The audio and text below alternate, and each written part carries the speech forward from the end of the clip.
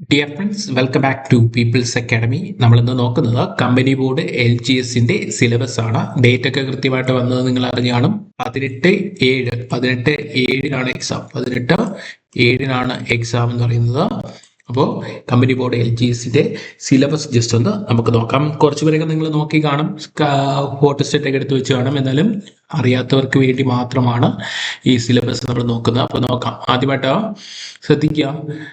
ആദ്യമായിട്ട് കറണ്ട് അഫയേഴ്സിന്റെ ഭാഗമാണ് പറഞ്ഞിരിക്കുന്നത്. കറണ്ട് അഫയേഴ്സിന് 10 മാർക്കാണ് പറഞ്ഞിരിക്കുന്നത്. കറണ്ട് അഫയേഴ്സ് ഏതൊക്കെയെന്നതിൽ ശാസ്ത്ര സാങ്കേതിക മേഖല, കല സാംസ്കാരിക മേഖല, രാഷ്ട്രീയം, സാമ്പത്തിക സാഹിത്യ മേഖല, കായിക മേഖല ഇവയുമായി ബന്ധപ്പെട്ട ഇന്ത്യയിലെയും പ്രത്യേകിച്ച് കേരളത്തിലെയും സമകാലിക സംഭവങ്ങൾ. ഓക്കെ, ഇന്ത്യയിലെയും പ്രത്യേകിച്ച് കേരളത്തിലെയും എന്ന് പറഞ്ഞിട്ടുണ്ട്. അപ്പോൾ കേരളത്തിന് കൂടുതൽ പ്രാധാന്യം കൊടുക്കുക. Okay, 10 mark CA mark current affairs ഭാഗമുണ്ടെന്ന് ഓർത്തു വയ്ക്കുക. അടുത്ത് ഇന്ത്യയുടെ ഭൂമിശാസ്ത്രപരമായ സവിശേഷതകളും അതിർത്തികളും അതിരുകളും ഊർജ മേഖലയിലെയും ഗതാഗത വാർത്താവിനിമയ മേഖലയിലെയും പുരോഗതി, പ്രധാന വ്യവസായങ്ങൾ എന്നിവയെ സംബന്ധിച്ച പ്രാഥമിക അറിവ്.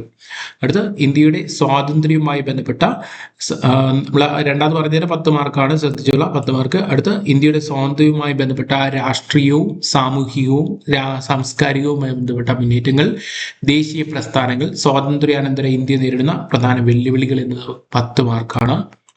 അടുത്ത് ഒരു പൗരന്റെ അവകാശങ്ങൾ, കോൺസ്റ്റിറ്റ്യൂഷന്റെ ഭാഗത്തുനിന്ന് അവകാശങ്ങളും കടമകളും, ഇന്ത്യയുടെ ദേശീയ ചിഹ്നങ്ങൾ, ദേശീയ പതാക, ദേശീയ ഗീതം, ദേശീയ ഗാനം തുടങ്ങിയ അടിസ്ഥാന വിവരങ്ങളും, മനുഷ്യാവകാശ കമ്മീഷൻ, വിവരാവകാശ കമ്മീഷൻ എന്നിവയെ സംബന്ധിച്ച അറിവുകളും, അതും 10 മാർക്കാണ്. അടുത്ത് കേരളത്തിന്റെ അടിസ്ഥാന വിവരങ്ങൾ, നദികളും കായലും, വിവിധ വൈദ്യുത പദ്ധതികൾ, വന്യജീവി സങ്കേതങ്ങളും ദേശീയോദ്യാനങ്ങളും, മത്സ്യബന്ധനം, കായിക രംഗം തുടങ്ങിയവയെ കുറിച്ചുള്ള അറിവ്, അത് 10 മാർക്ക്. അടുത്ത് ഇന്ത്യൻ സ്വാതന്ത്ര്യ സമരവുമായി ബന്ധപ്പെട്ട് കേരളത്തിലുണ്ടായ മുന്നേറ്റങ്ങൾ, അതിന് പിന്നിൽ പ്രവർത്തിച്ചവര്, കേരളത്തിലെ സാമൂഹിക പരിഷ്കരണം, അയ്യങ്കാളി, ചട്ടമ്പിസ്വാമി, ശ്രീനാരായണ ഗുരു, പണ്ഡിറ്റ് കറുപ്പൻ, VT ഭട്ടതിരിപ്പാട്, കുമാരഗുരു, വന്നത്ത് പത്മനാഭൻ തുടങ്ങിയ എന്ന് പറഞ്ഞിട്ടുണ്ട്. അപ്പോൾ ഇവർ മാത്രമല്ല ബാക്കിയുള്ളവരും വരും എന്ന് ഓർത്തു വയ്ക്കുക. 10 മാർക്ക് ആ ഭാഗത്ത്. അടുത്ത സയൻസിന്റെ ഭാഗത്തുനിന്ന്, നാച്ചുറൽ സയൻസിന്റെ ഭാഗത്തുനിന്ന് മനുഷ്യശരീരത്തെ കുറിച്ചുള്ള പൊതു അറിവ്, ജീവകങ്ങൾ, അപര്യാപ്ത രോഗങ്ങളും രോഗകാരികളും, കേരളത്തിലെ ആരോഗ്യ പ്രവർത്തനം, ആരോഗ്യക്ഷേമ പ്രവർത്തനങ്ങൾ, കേരളത്തിലെ ഭക്ഷ്യ കാർഷിക വിളകൾ, വനങ്ങളും വനവിഭവങ്ങളും, പരിസ്ഥിതിയും പരിസ്ഥിതി പ്രശ്നങ്ങളും. അടുത്ത ഫിസിക്കൽ സയൻസിൽ നിന്ന് ആറ്റത്തിന്റെ ഘടനയും, അയിരുകളും ധാതുക്കളും മൂലകങ്ങളും അവയുടെ വർഗീകരണവും, ഹൈഡ്രജനും ഓക്സിജനും, രസതന്ത്രം, ദൈനംദിന ജീവിതത്തിൽ ദ്രവ്യവും പിണ്ഡവും, പ്രവൃത്തിയും ഊർജവും അതിന്റെ പരിപ്രവർത്തനവും, താപവും ഊഷ്മാവും, പ്രകൃതിയിലെ ചലനങ്ങളും ബലങ്ങളും, ശബ്ദവും പ്രകാശവും, സൗരയൂഥവും സവിശേഷതകളും. ഏകദേശം എല്ലാ ഭാഗങ്ങളിൽ നിന്നുള്ള പോയിന്റുകൾ വരുന്നുണ്ട്. ഇനി അടുത്ത് നമ്മുടെ മാത്സിന്റെ ഭാഗത്തുനിന്ന് ലഘുഗണിതത്തിന്റെ ഭാഗത്തുനിന്ന് സംഖ്യകളും അടിസ്ഥാന ക്രിയകളും, ലസാഗു ഉത്സാഹ ഭിന്നസംഖ്യകള്, ദശാംശ സംഖ്യകള്, വർഗമൂലവും, ശരാശരി, അതുപോലെ ലാഭവും നഷ്ടവും, സമയവും ദൂരവും.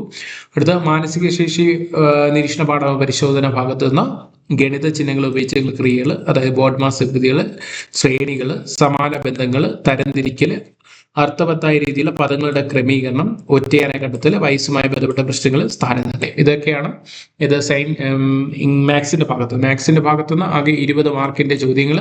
ലഘുഗണിതവും മാനസശേഷി ഭാഗത്തു നിന്ന് 10 വീതം. സയൻസിന്റെ ഭാഗത്തുനിന്ന് 20 മാർക്കാണ്. 20 മാർക്ക്.